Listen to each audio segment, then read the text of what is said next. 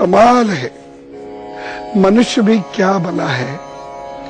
जो अनिश्चित है उससे तो दिल लगाता है, और जो निश्चित है उससे डरता है और उससे बचने के तमाम उपाय करता है। मैं मृत्यु की बात कर रहा हूं, जिससे बचने के लिए हम जीवन लगा देते हैं, परंतु जो मरना सीख जाता है उसे ही जीना आता है। बाकी सब तो बहे जा रहे हैं बस। आज मैं मृत्यु की बात करूंगा।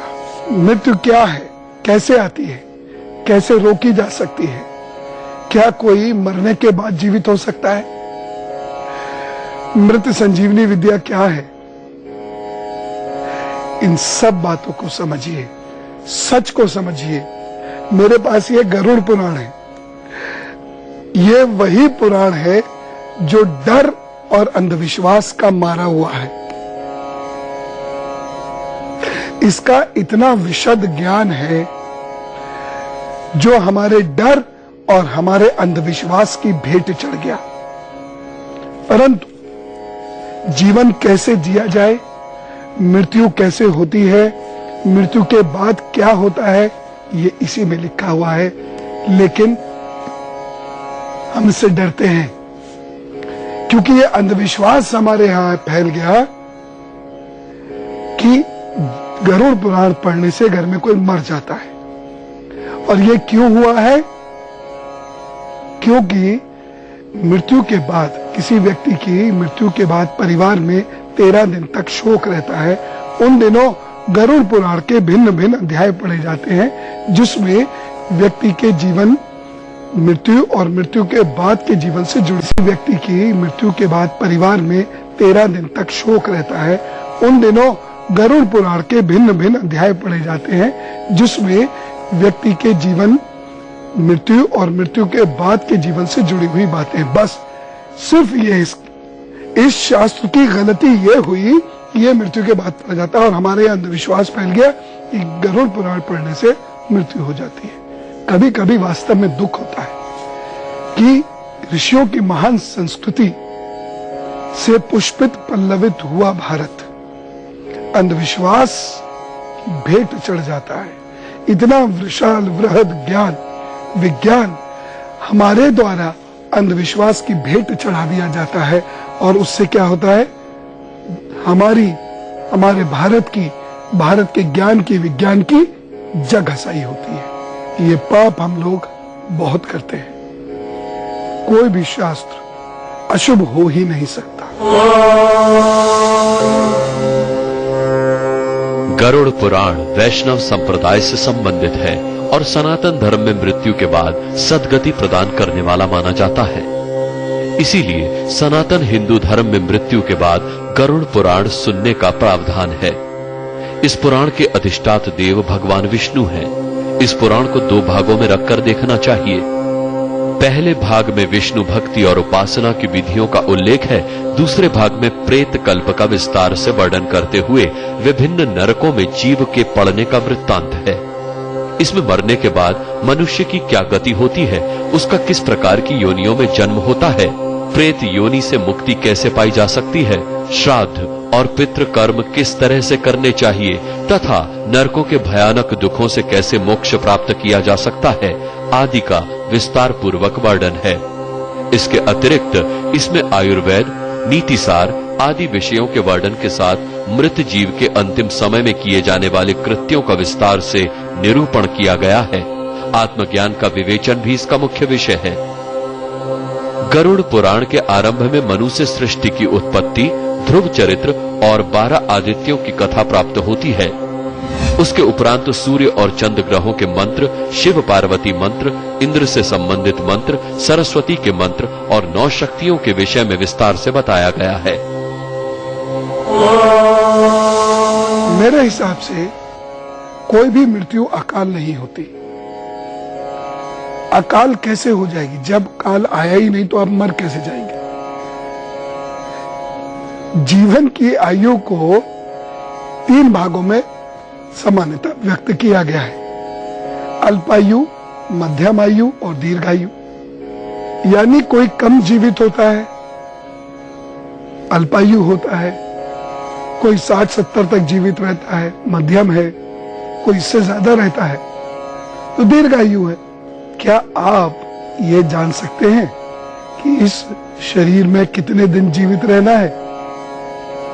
जी हाँ, हाथ के माध्यम से, कुंडली के माध्यम से, योग के माध्यम से, योग व्यायाम के लिए नहीं कह रहा हूं मैं, योग का मतलब जो पूर्ण योग है, मैं बताऊंगा आपको किसी दिन। इन माध्यमों से हम ये जान सकते हैं कि आपकी आयु कितनी होगी। मृत्यु को टालने के उपाय भी शास्त्रों में लिखे हैं, मैं आपको बताऊंगा। पर पहले ये जानते हैं कि गरुड़ पुराण जो हमारे डर और अंधविश्वास और अज्ञानता की भेंट चढ़ गया है, इसमें मृत्यु के क्या लक्षण बताएं? गरुड़ पुराण के अनुसार जब आत्मा शरीर छोड़ती है तो उसे 2 यमदूत लेने आते हैं। जैसे हमारे कर्म होते हैं उसी तरह वो हमें ले जाते हैं। अगर मरने वाला सज्जन है, पुण्य आत्मा है, तो उसके प्राण निकलने में कोई पीड़ा नहीं होती है। लेकिन अगर वो दुराचारी या पापी हो तो उसे बहुत तरह की पीड़ा सहनी पड़ती है। गरुड़ पुराण में ये उल्लेख भी मिलता है कि मृत्यु के बाद आत्मा को यमदूत केवल 24 घंटों के लिए ही ले जाते हैं। इन 24 घंटों में उसे पूरे जन्म की घटनाओं में ले जाया जाता है। उसे दिखाया जाता है कि उसने कितने पाप और कितने पुण्य किए। इसके बाद आत्मा को फिर उसी घर में छोड़ दिया जाता है जहां उसने शरीर का त्याग किया था। इसके बाद 13 दिन के उत्तर कार्यों तक वो वहीं रहता है। 13 दिन बाद फिर यमलोक की यात्रा करता है।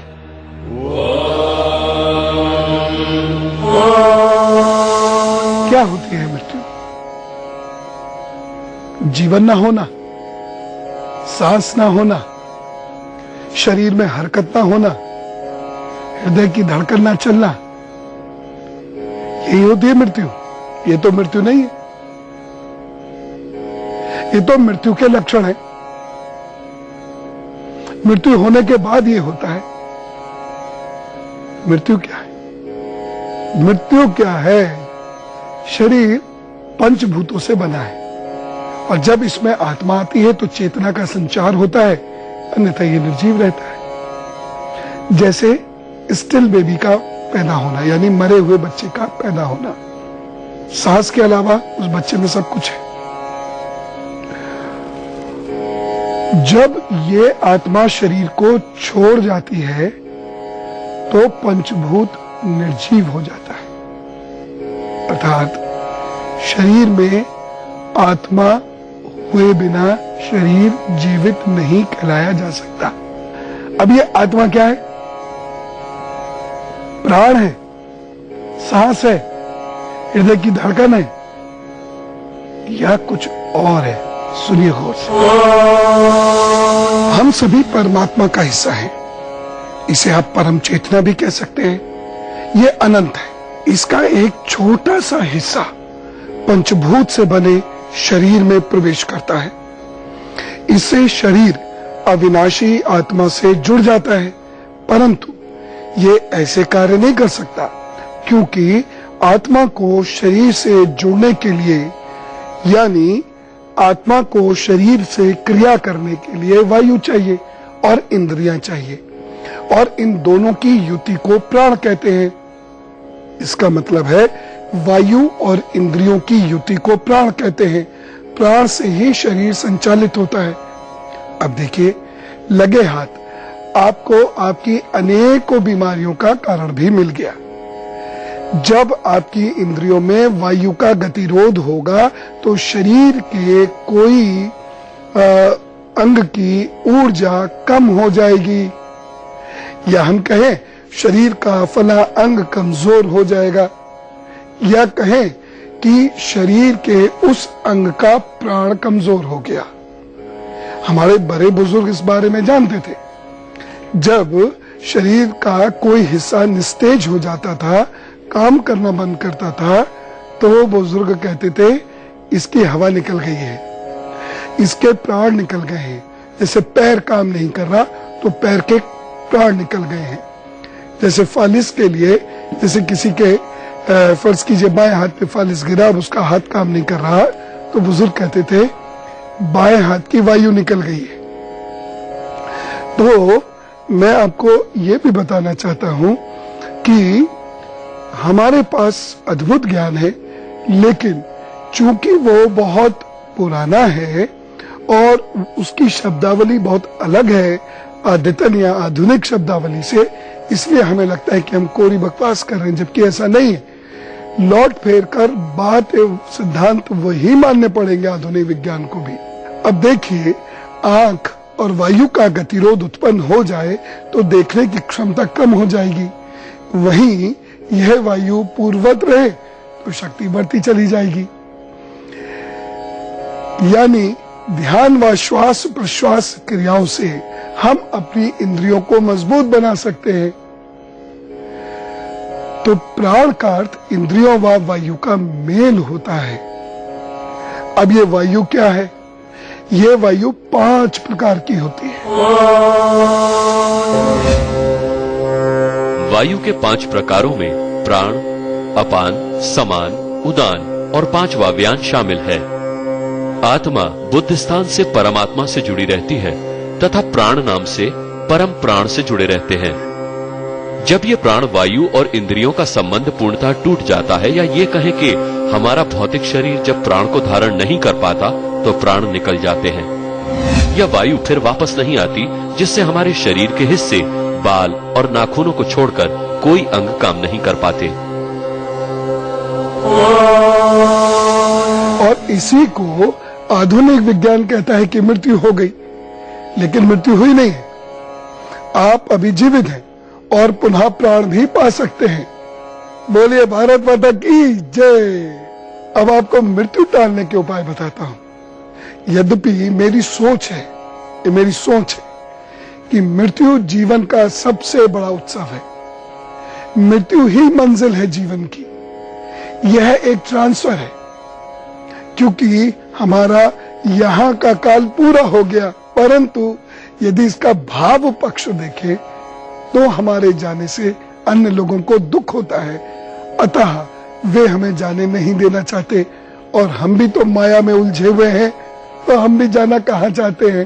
तो जो हमारा वास्तविक घर है वह तो जाना नहीं चाहते, और किराए के मकान में रहकर या कहिए कि 5 सितारा होटल में रहकर हम समझते हैं कि हम दुनिया के सबसे खुश लोग हैं।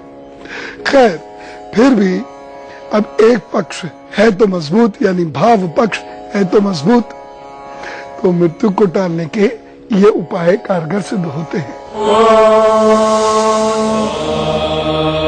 मृत्यु को टालने की सबसे बड़ी क्रिया मृत संजीवनी क्रिया है। मृत संजीवनी क्रिया में सके मंत्र का 1.25 लाख जप करना चाहिए। इसको करने में लगभग 7 दिन लग जाते हैं। इसके बाद हवन, दान आदि करने के बाद ये पूर्ण होता है। इसे किसी जानकार व्यक्ति से ही करवाना चाहिए। इसको करने से अकाल मृत्यु, अल्पायु मृत्यु से मुक्ति मिल जाती है। इसके अलावा महामृत्युंजय मंत्र का जप भी मृत्यु को टालने में सहायता करता है। इसके अलावा सुंदरकांड का पाठ अवश्य करें। इसके अतिरिक्त एम ही क्लीम चामुंडाय विच्च का जाप भी अकाल मृत्यु, अल्पायु मृत्यु से छुटकारा दिलाने वाला माना जाता है।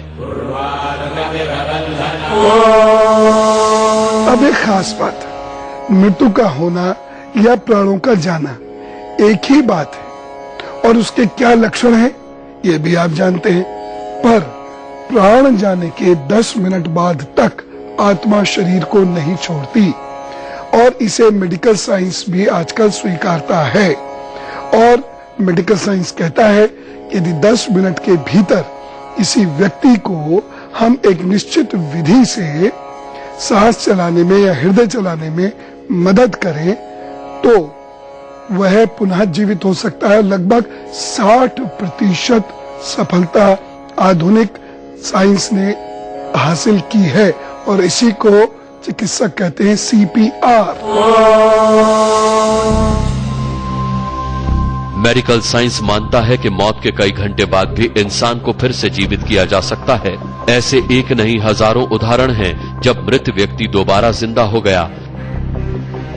ब्रिटेन में डिवेजेस के पास ईस्टरटर्न की रहने वाली कैरल ब्रदर्स को 2013 में दिल का दौरा पड़ा था। उनके दिल ने धड़कना बंद कर दिया था। पहले कैरल को कार्डियोपल्मोनरी प्रक्रिया यानी CPR चिकित्सा दी गई उसके बाद उनका डॉक्टर ने इलाज किया और करीब 30 से 45 मिनट के बाद कैरल का दिल दोबारा धड़कने लगा। अधिकांश लोगों का मानना है कि दिल का दौरा पड़ने और धड़कन बंद हो जाने से ही व्यक्ति की मौत हो जाती है, लेकिन ये कोई अंतिम सीमा नहीं है। मेडिकल साइंस के अनुसार मस्तिष्क में रक्त का संचार रुकने के चलते ऑक्सीजन की आपूर्ति कम होने लगती है, तो भी इसे मस्तिष्क का तुरंत नाश नहीं होता और वो एक तरह के हाइबरनेशन में चला जाता है। मस्तिष्क के जागने यानी पुनर्जीवन के लिए ये चरण खतरनाक होता है, क्योंकि ऑक्सीजन संभवतः इस चरण में विषाक्त हो सकती है। जिन मरीजों के दिल की धड़कन काम करना बंद कर दे, उनके लिए सबसे अच्छा तरीका शरीर के तापमान को 37 डिग्री सेल्सियस से 32 डिग्री सेल्सियस के बीच लाना होगा। ठंडा करने की चिकित्सा के पीछे कारण ये है कि ये मस्तिष्क कोशिकाओं के क्षय होने की गति को धीमा कर देती है। मौत एक अचानक घटने वाली घटना है। मस्तिष्क में ऑक्सीजन का प्रवाह रुक जाता है, लेकिन हम जानते हैं कि मौत एक ऐसी प्रक्रिया है जिसमें कोशिकाएं धीरे धीरे मृत होती हैं।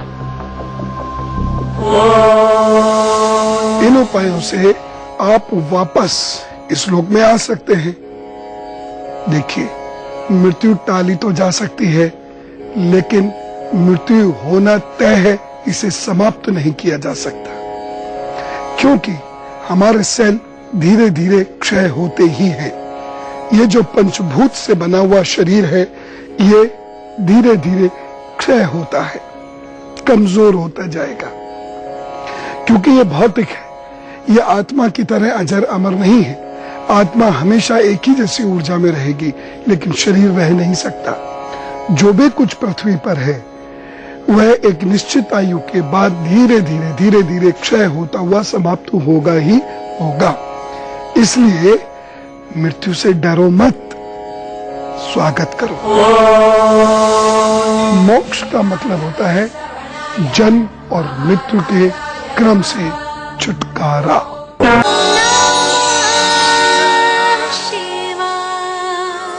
अच्छा, एक बात आपको पता है कि आत्मा की भी गति मानी गई है। जरा सोचिए, किसी को मोक्ष मिल जाता है तो कहते हैं कि कोई भटक रहा है। क्यों? दरअसल भारतीय संस्कृति या फिर आर्य धर्म या हिंदू धर्म पूर्व जन्म पर विश्वास करता है। माना जाता है कि व्यक्ति मृत्यु के बाद फिर दूसरा जन्म लेता है। किस योनि में जन्मेगा, ये उसका अपना कर्म तय करता है। पुराणों में ऐसा कहा गया है कि मनुष्य पहले अपने कर्मों का फल भोगता है, फिर नया जन्म लेता है। और इसमें कुछ ऐसे भी महापुरुष होते हैं जो मोक्ष प्राप्त कर लेते हैं। मोक्ष का मतलब होता है जन्म और मृत्यु के क्रम से छुटकारा। गरुड़ पुराण और कुछ उपनिषदों के अनुसार मृत्यु के बाद आत्मा की 8 तरह की दशा होती है, जिसे गति भी कहते हैं। इसे मूलतः 2 भागों में बांटा जाता है, पहला अगति और दूसरा गति। अगति में व्यक्ति को मोक्ष नहीं मिलता और उसे फिर से जन्म लेना पड़ता है। गति में जीव को किसी लोक में जाना पड़ता है। अगति के 4 प्रकार हैं: क्षणोदर्क, भूमोदर्क, तृतीय अगति और चतुर्थ अगति। श्रेणोदर्क अगति में जीव पुनः पुण्यात्मा के रूप में मृत्यु लोक में आता है और संतों सा जीवन जीता है। भूमोदर्क में वो सुखी और ऐश्वर्यशाली जीवन पाता है। तृतीय अगति में नीच या पशु जीवन और चतुर्थ गति में कीट कीड़ों जैसा जीवन पाता है। वहीं गति के अंतर्गत 4 लोक दिए गए हैं और जीव अपने कर्मों के अनुसार गति के 4 लोक ब्रह्मलोक, देवलोक, पितृलोक और नरक लोक में स्थान पाता है। तो मृत्यु अवश्यंभावी है, इससे डरना नहीं है, बल्कि मृत्यु अच्छी हो। मृत्यु तक आते आते हम अपने ऋणों से उऋण हो चुके हों और इतने अच्छे हमारे कर्म हो चुके हों कि मृत्यु उपरांत हम भगवान को फेस कर सके, भगवान से आंखें मिला सके, उसका सामना कर सके। तो प्रयास यह होना चाहिए, डरना नहीं चाहिए। भारत माता की जय।